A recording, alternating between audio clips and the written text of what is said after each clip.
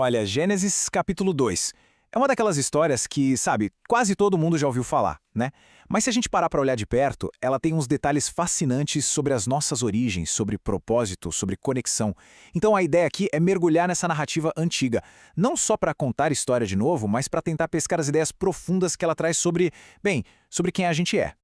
Então, a grande pergunta que vai guiar nossa conversa é essa aí.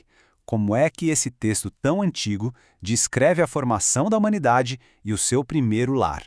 A gente vai juntos explorar as pistas que essa história nos dá sobre criação, sobre o nosso propósito e, olha que interessante, sobre a nossa necessidade de ter conexão com os outros.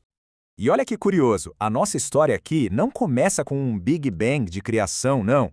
Pelo contrário, começa com um momento de silêncio, de conclusão.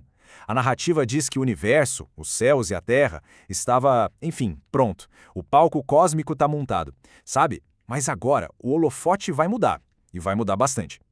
E bem no centro dessa conclusão toda, a gente encontra o sétimo dia. Um tempo que foi abençoado, santificado, porque ele marcou o fim do trabalho da criação. É como se fosse a assinatura final numa obra de arte gigantesca, sabe? É o ponto final da criação em larga escala e que prepara a gente para uma história que vai ser bem mais íntima, bem mais pessoal.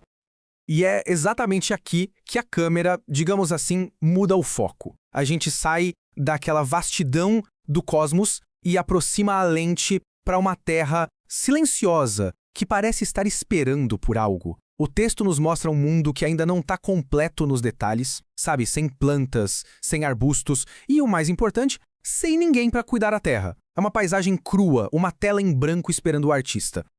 Pois é, e o ato seguinte é muito pessoal. Não é um comando de longe que cria a humanidade, sabe? É um ato direto, quase artesanal. A história foca em 3 elementos que são a base de tudo: o pó da terra, o sopro divino e o ser que nasce justamente da união desses dois. O processo que o texto descreve é muito, muito simbólico. Pensa só. Primeiro, a forma física é moldada do pó da terra. Isso já conecta a humanidade direto com o mundo natural, né? Mas essa forma, esse barro, continua ali, sem vida, até o momento chave, o sopro divino. Essa mistura, essa fusão do que é terreno com o que é transcendente, que transforma o homem em um ser vivente. Bom, uma vez criado, esse novo ser precisava de um lar. E não era um lugar qualquer, não. A narrativa fala de um jardim exuberante plantado lá no leste, numa região chamada Éden. Pensa num santuário projetado especialmente para ser o mundo daquele primeiro homem. E esse jardim, gente, é descrito como um verdadeiro paraíso de abundância. De um lado, ele oferecia o sustento físico, árvores lindas, cheias de frutos. Mas, por outro lado, ele tinha um simbolismo muito profundo, a tal da misteriosa árvore da vida e a árvore do conhecimento do bem e do mal, que ficava bem no centro. A terra em si era rica, com um rio enorme que irrigava tudo e ainda por cima cheia de ouro de pedras preciosas. É um cenário de perfeição, de plenitude total. Mas olha só, esse paraíso não era para ser um lugar de ficar à toa, não. O homem recebe uma missão, um propósito bem claro: cuidar e cultivar o jardim. Ou seja, desde o comecinho, a existência humana já aparece ligada à responsabilidade, a administrar o mundo ao redor.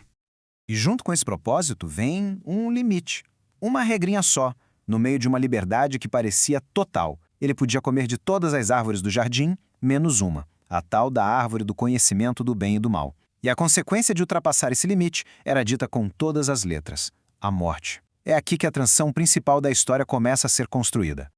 Então, vamos recapitular. A gente tem um ambiente perfeito e um propósito bem claro. O que poderia dar errado, né? Pois é. A narrativa então joga a primeira nota fora do tom, a primeira tensão. E o interessante é que ela não vem de uma ameaça de fora, mas de um vazio por dentro, a solidão do homem.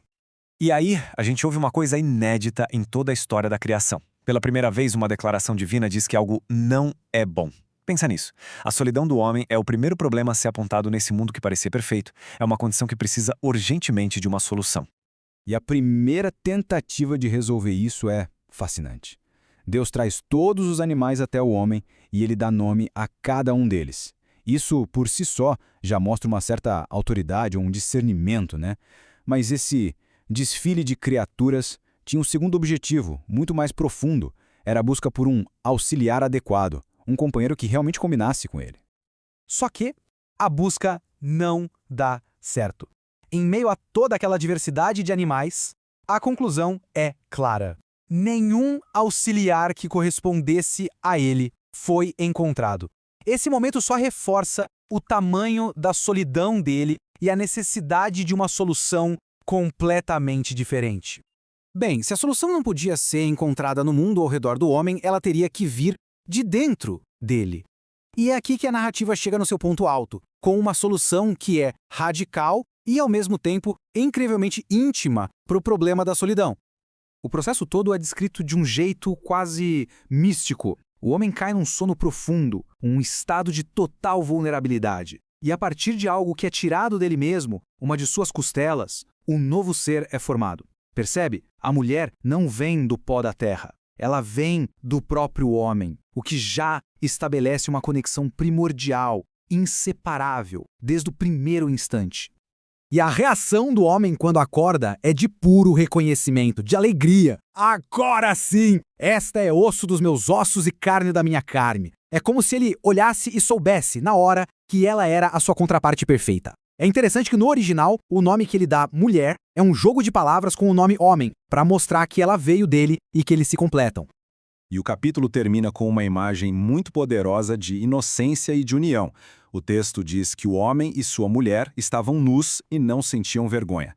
Isso é um símbolo de um estado de total transparência, de harmonia, de aceitação um com o outro. É o ponto mais alto dessa história de criação e, ao mesmo tempo, já prepara o terreno para tudo que ainda vai acontecer. No fim das contas, essa não é só uma história sobre como as coisas começaram. É uma exploração da nossa essência, a nossa ligação com a terra, o sopro de vida que nos anima, o propósito que a gente busca no trabalho e a necessidade fundamental de ter companhia. E isso tudo nos leva à pergunta final. O que essa narrativa tão antiga sobre união, propósito e inocência pode representar hoje? O que ela diz sobre a nossa própria busca por conexão num mundo tão complexo? A história pode ter milênios, mas as perguntas que ela levanta, essas continuam ecoando forte.